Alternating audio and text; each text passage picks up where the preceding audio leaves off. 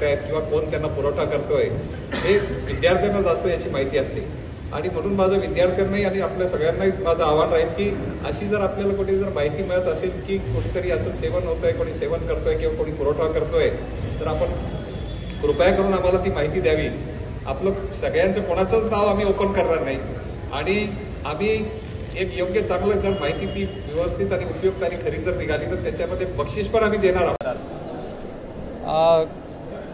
Operation वाईपआउट ही जी मोहीम आहे ही म्हणजे ड्रग्स विरोधी मोहीम आहे। ही जवळपास आजपासून 13 तारखेपासून तर 17 ऑगस्टपर्यंत ही मोहीम संपूर्ण देशामध्ये राबवली जाणार आहे आणि आपल्या राज्यामध्ये देखील। आणि त्या अनुषंगाने आज ऑपरेशन वाईपआउट ही जी मोहीम आहे ही अमरावती शहरामध्ये आपण ती लॉन्च केलेली आहे।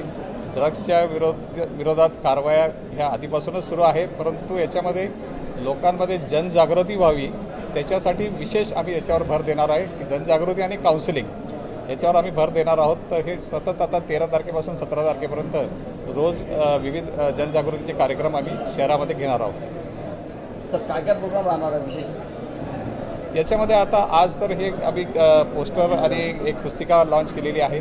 उद्या सायकल रॅली आहे, त्याच्यामध्ये बऱ्याच जे महत्त्वाचे चौक आणि काही गर्दीचे ठिकाणं, शाळा, कॉलेजेस आहे, तिथे पण आमचे अधिकारी वगैरे जातील आणि त्या ठिकाणी पण काउन्सिलिंग करतील आणि याच्या संदर्भात जनजागृती वगैरे करतील।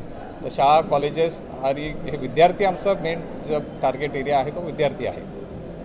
सर यामध्ये ऑपरेशन वाइप जो है वो किस तरह से इंटीग्रेट किया जाएगा सर?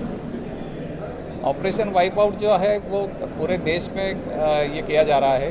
तो 13 तारीख से 17 अगस्त तक ये चलने वाला है। इसके अंदर ज़्यादातर जो ड्रग्स के जो दुष्परिणाम है उसके बारे में जन जागृति और थोड़ा सा काउंसलिंग, ज़्यादातर जो हमारी यंग जनरेशन है उनके बीच में